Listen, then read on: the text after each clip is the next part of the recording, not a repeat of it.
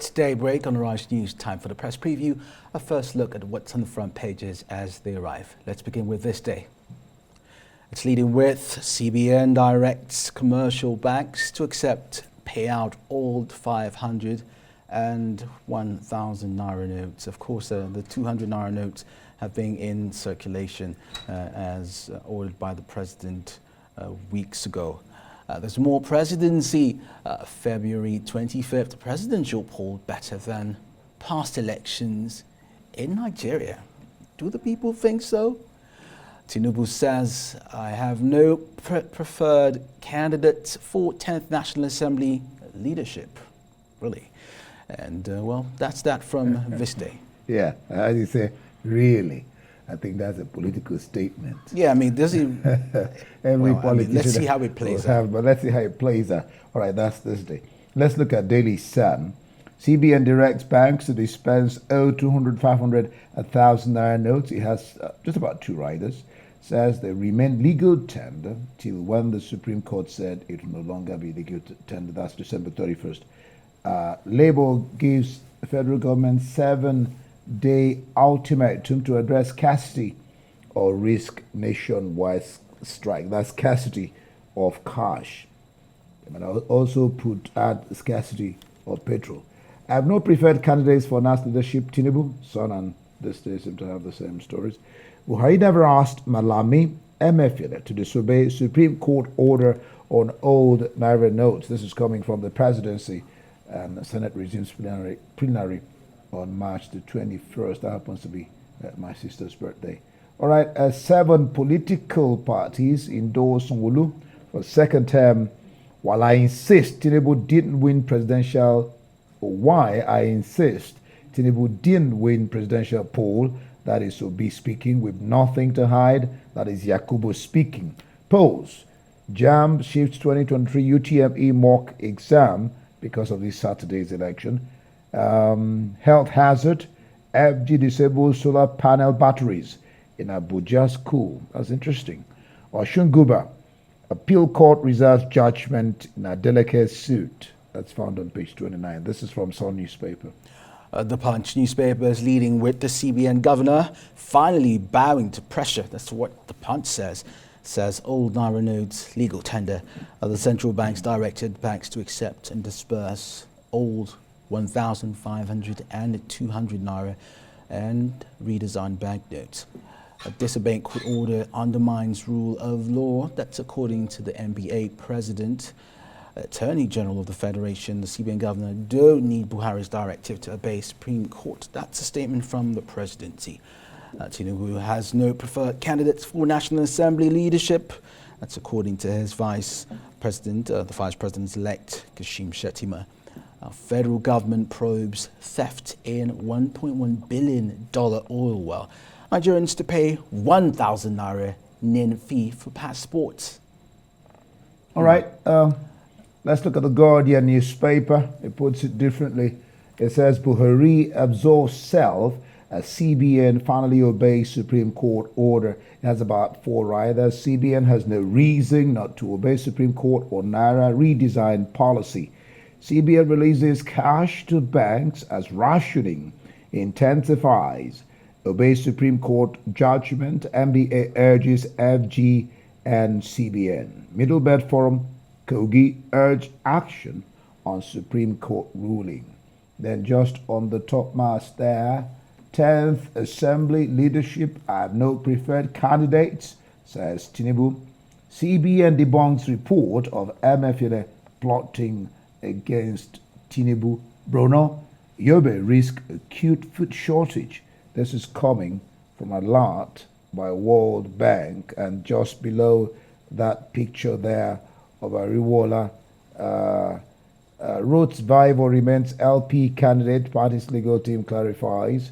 Election materials, we have nothing to hide. INEC chair tells LP legal team. That's it for The Guardian. The international papers, the Daily Telegraph, boost for pensions as Hunt ready to raise cap. Now there's a new threshold, maybe over £1.5 million, and it's in order. Lineker has shown he is bigger than the BBC. That's what the Daily Telegraph is saying. Of course, the British broadcaster, has giving him swung the door open for him to return. He will be back on Saturday. And submarine fleet must double to tackle China. That's the latest deal, the AUKUS partnership between the United States, Australia, and the United Kingdom. Australia is set to purchase $245 million worth of submarines, nuclear-powered submarines. They're starting off with 3, and the number might go up to 5. There's more, few police sacked over female abuse claims in the UK.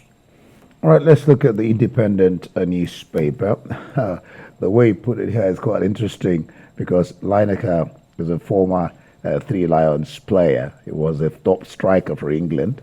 All right, it says, Lineker 3, BBC, no goal at all.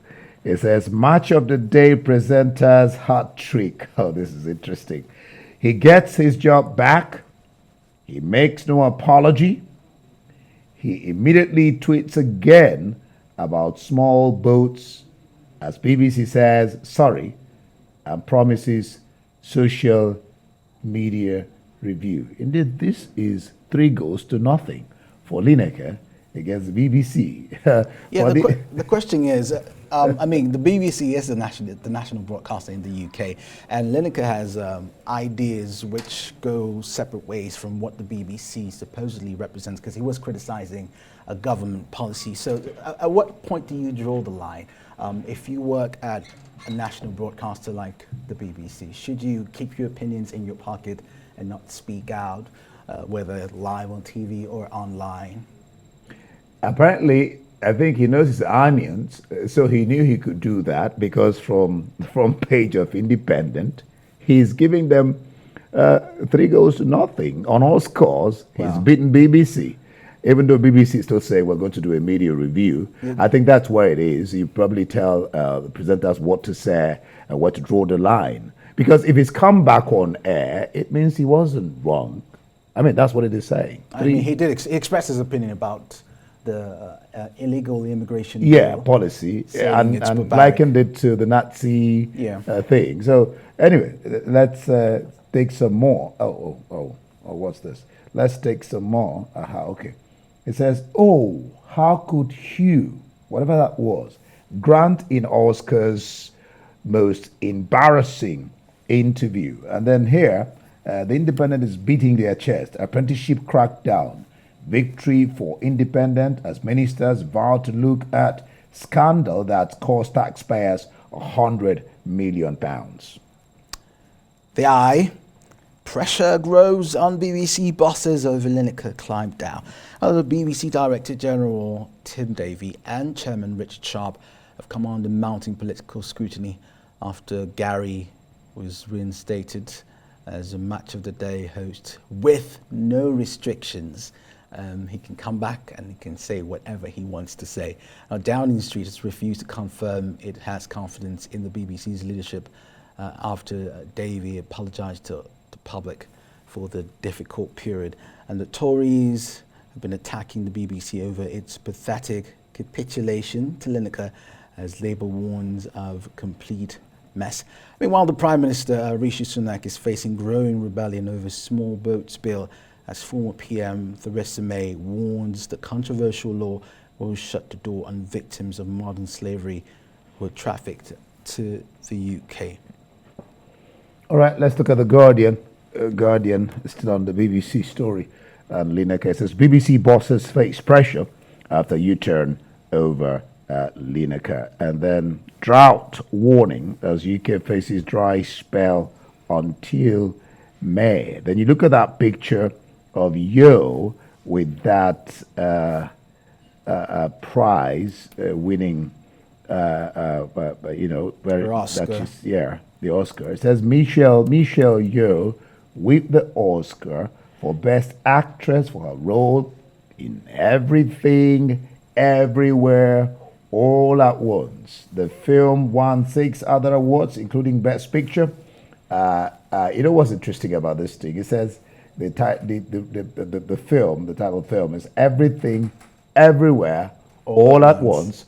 So the name played out for her getting the role and for the film getting 6 awards because they were really seven because they were really everything, everywhere, all at once. I mean, it just the name just you could say the name just helped A prophecy for their them. words. Their own prophecy. Their what? Their prophecy. The movie name was the title. Was Yeah, prophecy. you know, that's just it. I haven't seen it, but I hope to get to the cinema to see what it's all about. Yeah. Congratulations to Michelle Yeoh. But let's bring it back home and take a look at this day. The Central Bank of Nigeria has directed commercial banks to accept and pay out all 500 and 1,000 naira notes. Of course, we know that days ago, the president ordered the old 200 naira notes to be put back into circulation. Now, will this new instruction from the central bank, will it guarantee the disappearance of the queues? Are we going back to status quo before the election? I mean, a period when there's no queues at the banks like last year. Yeah, especially before the Saturday. That's what we'll watch and see, you know, whether in fact, in The Guardian, it says they've been ordered, it's ordered banks. It rationalizes the money given to banks. So if there's a rationalizing, that may still point to the fact that you may still have queues at banks. But then the interesting thing about this is the Apex Bank needs no presidential directive to comply with Supreme Court's order. Well, the presidency said, you know, afterwards that the presidency did not need to give the CBN an order to obey a court order, you know, the Supreme Court order. That's quite interesting because, I mean, the talk then was that, you know, the presidency, of course, was the person who gave an order for a redesign. He had to sign it off, and then MFLA did what he had to do. But then the presidency is saying, sorry, I did not give Melamidi AG and MFLA, the central bank governor. I did not tell them. They didn't have to wait for me to give them instruction to obey a court order. I mean, from the highest court in the land. That's interesting. Yeah, man, this is confusing to me because, I mean, the Central Bank of Nigeria is supposed to be independent. It's got its own governor and it's in charge of the fiscal monetary policy. And I'm afraid that this judgment might blur the lines. Some people might have squabbles with certain decisions the central bank would take in the future, and they'd go to the courts to decide whether this decision favors me or not. But also, I mean, the presidency is saying that it doesn't expect the CBN to wait for it to react to court orders. In the past, it did seem as if they had to wait. That's the point. It did seem. Someone's not saying anything. The other party's not saying anything, and everyone is just looking, Mom, who's going to take this first step? But hey, they finally said something, and now we can move forward. I'm hoping that before the end of the week, the queues in the banks will disappear, because that's what it should mean. I mean, let all the cash that's available, if they've not been shredded by now. So that businesses can move. So that businesses can move, get back up and, you know, do stuff. You don't have to. In fact, money has become like a scarce, an essential commodity. I mean, cash has become an essential commodity. It has been, because I haven't held cash in weeks. I mean, it's a good thing. Going cashless, I mean, you spend less, but when it's too much, then it begins to affect every other person around you, because businesses need a little cash to move. That's the point. And you know, there are some caliber of people that you cannot transfer money to. I'll give you an example. An Okada guy, a keke guy, you know, you cannot, for example, I went to the market yesterday to get some food items, and I took keke to get back to my house. And I wanted to give him money. I said, do you have a bank? Can I transfer money? He said, no, you can't transfer to me. What do we do? Thank God my neighbor gave me 100 naira note when I was going to the market. I didn't use it because one guy carried me. So I gave him, I said, sorry, please take this. You can come back when I have cash. I'll give it to you. I think the guy eventually just took it and went away. So those caliber of people have a problem, getting their money. He's lost 100 naira. That's what it means. And he will come back to you for his money. He didn't lose The it. way he nodded his head, I think it didn't show that he was going to come back. If he comes back, I'll give, but it didn't show that he was going to come back. He felt, oh, this is just wala. That's trouble. That's what I mean by wala. Let's wait to see if the pressure eases this week. Still on the front page of this day, the presidency, the February 25th presidential poll, better than past elections in Nigeria. Would you say that? Do you agree with the president indeed? I don't know. For me, I looked at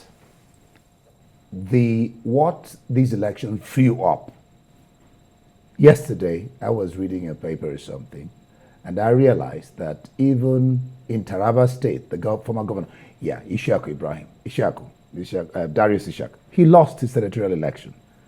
Ugwanyo of Enugu State lost. Bagudu of Kebbi State lost. These are people you wouldn't think would lose elections. Tinubu lost in Lagos. The president lost in his own home state. Things like that happen here and there. So that's why I said that the election threw up some. It just changed, election, what we used to see in election, and you're seeing people like the Lagos State governor going full blast on TV, advertising. Doing publicity. That shows that he's not thinking that these people are the people that put me in power. I must be able to talk to them and try to convince them, you need to bring me back. And stuff like that. That's the way I'm looking at it. So you think this past election was better than the previous ones we've had before?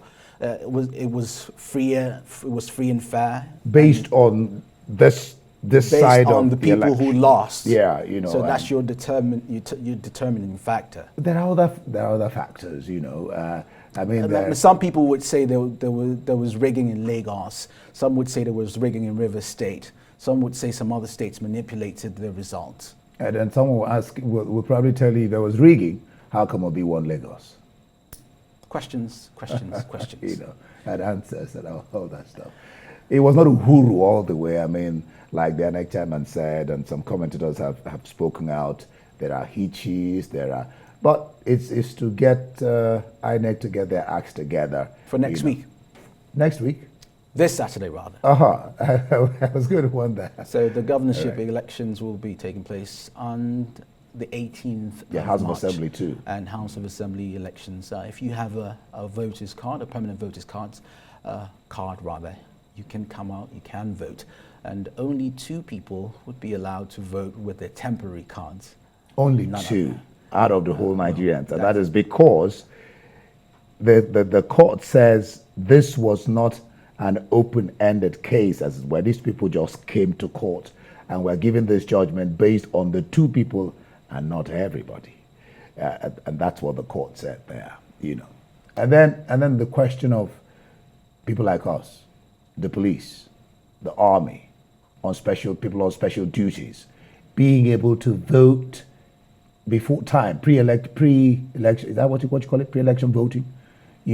So that they can have the opportunity to choose their leaders. Because invariably, this set of people, they don't vote.